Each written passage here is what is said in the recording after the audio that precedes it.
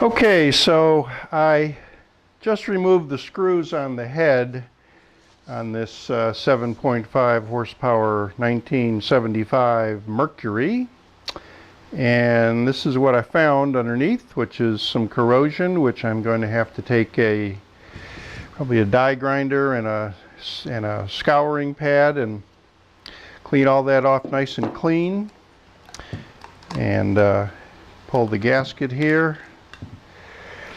And the inside of the engine actually looks pretty darn good. There's a little bit of corrosion, but I think just going in there and probably hit it with a pressure cleaner looks good, really.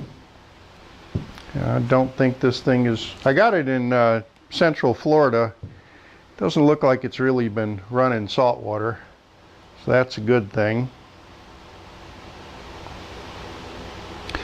Just some normal 40-year-old corrosion, and I took the port cover off, which is this doodad here, and these are the ports. That's where the fuel charge mixture comes in from the crankcase,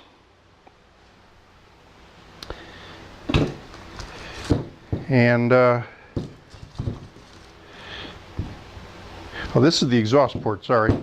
These are the intake ports. I haven't taken that off yet. This is where the exhaust comes out and comes out the bottom of the engine and goes out underwater. So there's just some gook in there. I'm going to have to soak it a little bit and clean it up real nice. I might even put it in my bead blaster and just make it look real pretty after I degrease it. And then the final cover that I need to remove is the intake port cover. It's got some 5/16 screws here. And of course, whenever you remove a cover, you always hit it on the side with a light hammer. You never pry it. Not a good idea to pry it. And the intake ports look pretty good.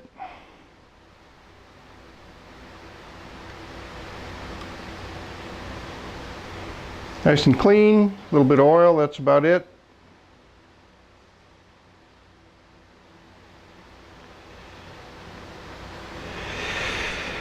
And that pretty much concludes the disassembly of the engine. I did take my pistons my extra pistons that I had, and I bead blasted them so they look nice and pretty. And I took all the roller bearings and the wrist pin and the connecting rod, and I cleaned them all up and I bagged them so that they match. I keep them with the piston. You really never want to take the rollers and wrist pin from one piston and move it to the next. And that's about it for now.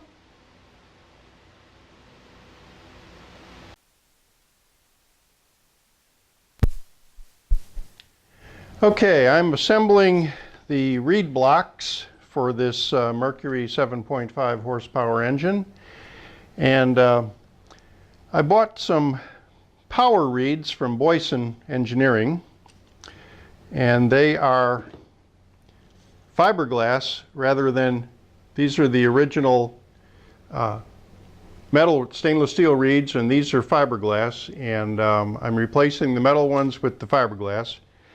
There's two different kinds of reeds for the 7.5 horsepower. This is a 1977, and you have to get this particular part number, which is the Merc small crankcase reed single 2CCSM 08 SSF. It's actually not on their website. You have to call them and order them. Make sure you order this one if you're using this type of reed block, because they do have a different kind. It's a two-stage reed, and it's made for the newer Mercuries, the newer smaller Mercuries.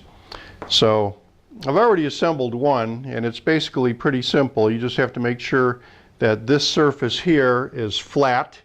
And what I did is I took some silicon carbide 220 grit paper and wet it down and put it on a glass sheet, and I surfaced them lightly on all sides.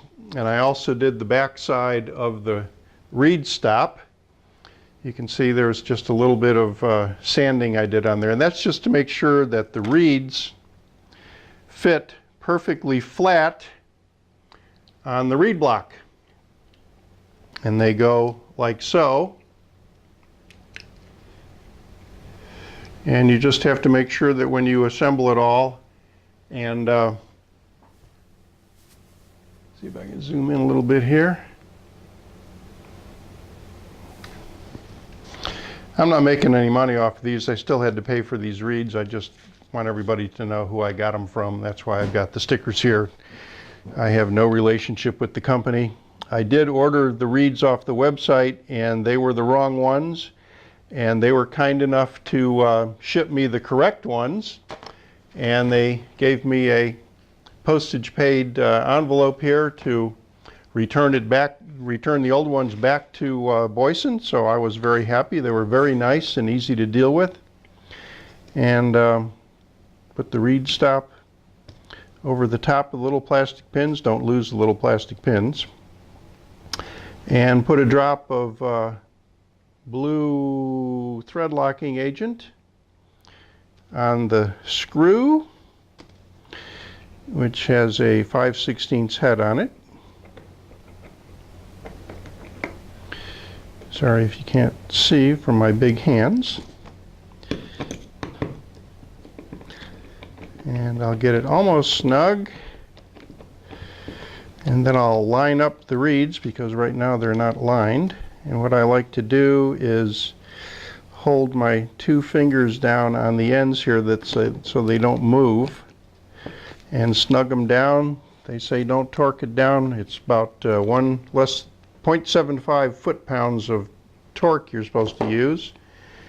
And make sure that the reeds do not go over the edge here, otherwise they'll interfere with the reeds on the other block. And they also say to make sure that the reeds set flat. And you probably can't see, but if you see any light under them, they say to flip them over until they sit flat. And these guys here are sitting quite flat, so I'm real happy with this block. And then I'm going to repeat the process for the next block, and continue on with the rebuilding project. I have to put some new rings on the pistons, and I already bought some new seals for the end of the crankshaft, and I'll be good to go very shortly.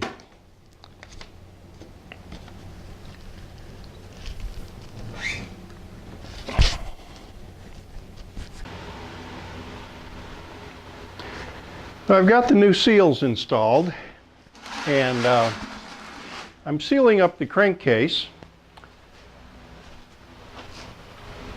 And of course the old service manuals call for some sort of Loctite sealant, and which is probably no longer available.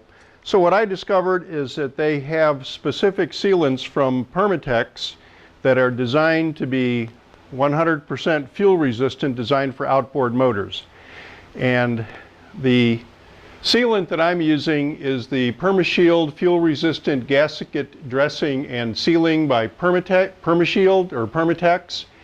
And it is a solvent-based sealer that you essentially put a little bit of this stuff in a paper cup, and you find yourself a little brush, and you brush it on. And this stuff never hardens, but the solvent does. It's acetone based, and the solvent does evaporate out, and they say not to put it back together until the solvent evaporates, which only takes a few minutes. It gets kind of a dull looking color, on the surfaces, and it's designed for metal to metal flange type contacts, which is what this is, and it's 100% fuel resistant, and of course an outboard motor has got gasoline blowing in and out of the crankcase continuously because the gas comes in through the reed valves and gets sucked into the pistons. I've got my new high-tech Boyson reed valves installed, which you should have seen earlier in the video, and I'm getting ready to put the case on, and I put in some new seals. The seals for this particular motor are 20 bucks a piece if you buy them from an outboard guy, but they're $2.50 if you buy them from usbearings.com. So I bought 6 of them just to have plenty. They're 1 1/8 OD and 3/4 ID, and one goes over here on one end of the crankshaft and the other end goes into the bearing cap, and I'll be putting that in a little while. But right now I just wanted to show how the crankcase 2 halves are sealed. Of course, you don't put any sealer in around the bearing, but I guess you do put a little bit right at the edge of the bearing just to make sure that nothing sneaks out there. And I'm going to bolt the crankcase down. I'm not going to bore you with that. Just wanted to show you what kind of sealant we were using here. I'm going to zoom in a little bit if I can so you can get a little closer shot of exactly what I've got here. I just kind of smeared it all over. It never hardens, and the instructions say that you can take this stuff and open it and close it, and you don't have to remove the gasket sealer and put it back on again. It seems like it's pretty good stuff. It's something new. You're probably not going to find it at your auto parts store. I had to have O'Reilly's Auto Parts or Advance Auto Parts to order it. Took a day to get it, and it's about $9 a tube. So that's what I'm using. It's specifically made for outboards and for 2-strokes. It's fuel resistant, and now I'm going to put it back together. So I'm putting on the, well, it's really not the head gasket, it's kind of the cylinder block gasket. Keeps the water from leaking out, getting all over the place. This is where the water goes. I'm coating all the gasket surfaces with permatex high-tech gasket sealer, which I like. It's keeps your gaskets in place and creates a really good seal. I like to let it dry a little bit before I put it on there. Just put it on the gasket.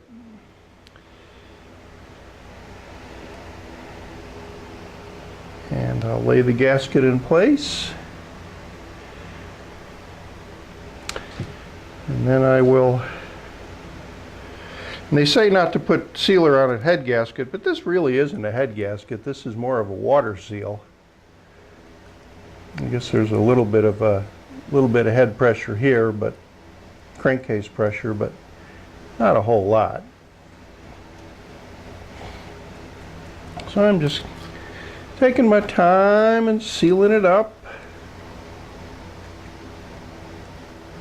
I know this is boring. That's why I'm not showing every step of this project, because most of it is just basic engine work that if you're doing something like this, you should probably know it already. I'm just trying to go over the Mercury Outboard specific aspects of the project. I'm going to have a good seal here.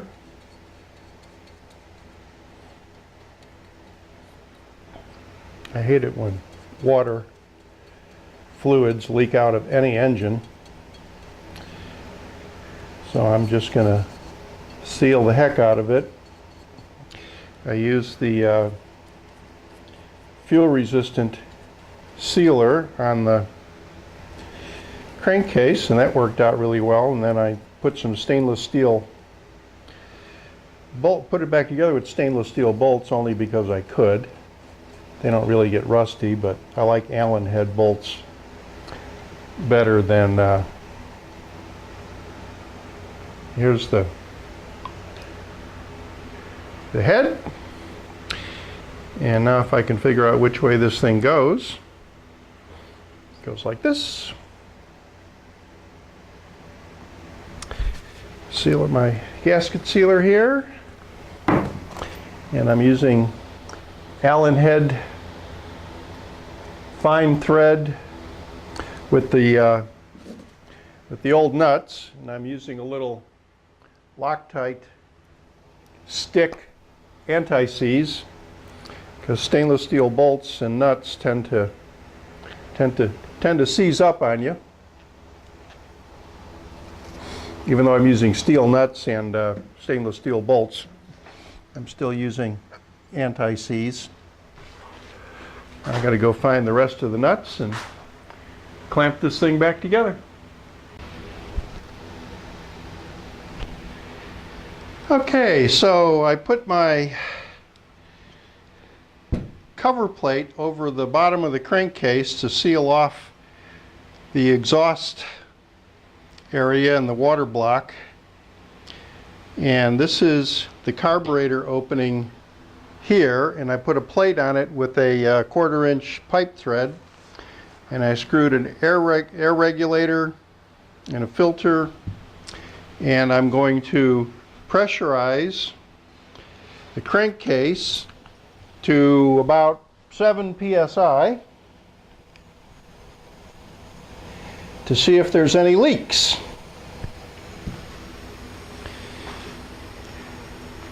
And I've got 7 psi, and the only place that it's really leaking a little bit is around the rings. I can feel it through the spark plug holes. If I put the spark plugs in there, we wouldn't have anything.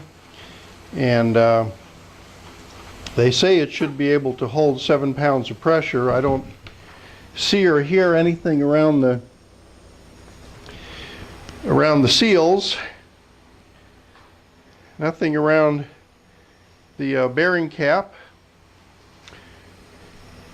So we have a completely sealed crankcase now on this 7.5 horse Merc, and it was leaking like a sieve over here on the top end, and it was leaking like a sieve down here around the seals on the bottom end, and the pistons were all scored.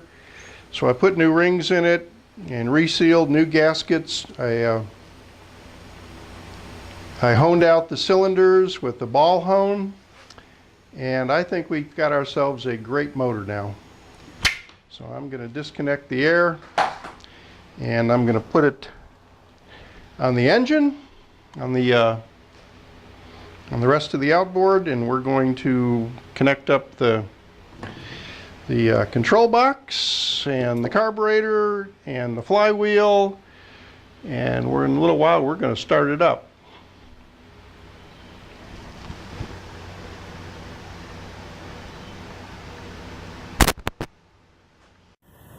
I replaced the little check valve down there, the little brass thing that's connected by a tube to the intake port, which is right here. And what it does is any accumulated oil and gas mix that lubricate the lower bearing on the crankshaft is sucked up through this check valve into the intake ports via the intake vacuum. And if you don't suck out that excess gas, I've discovered that it accumulates down there, and you can't start these things cold because, well, you can't start it at any time really, because the gas accumulates and it floods the engine continuously.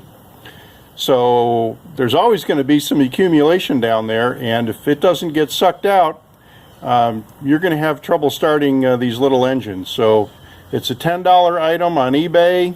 I forget what the part number is, but just look for check valve, and it's a little right angle deal, and it's something that you should definitely replace on these small old Mercs. Alright, so this is how you check the little check valve. I've got a vacuum hose, just a hose, connected to the check valve under some water. I'm trying to get it twisted so that you can see the bubbles. If you blow into the hose, no bubbles should come out. This one's defective. If you suck on it,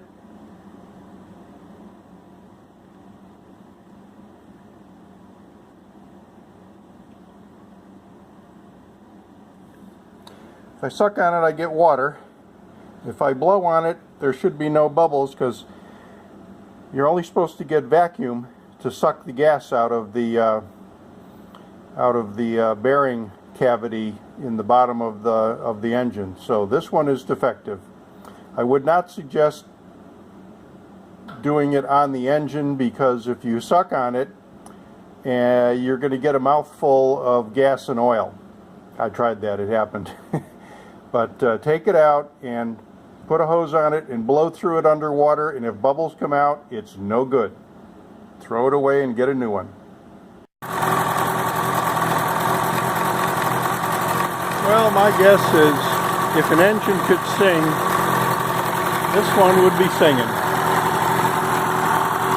It's got new top and bottom crank seals, new fiberglass reeds from Boyson Engineering, a totally cleaned out carburetor, new rings, honed out the cylinders, the coils check out okay, spark plugs are good, CDI ignition box is good.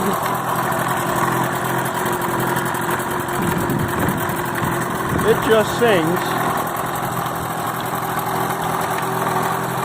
And I did have it out on the lake, and it runs right up to full power, no hesitation. It's a good Merc 7.5 horse. 40-something years old.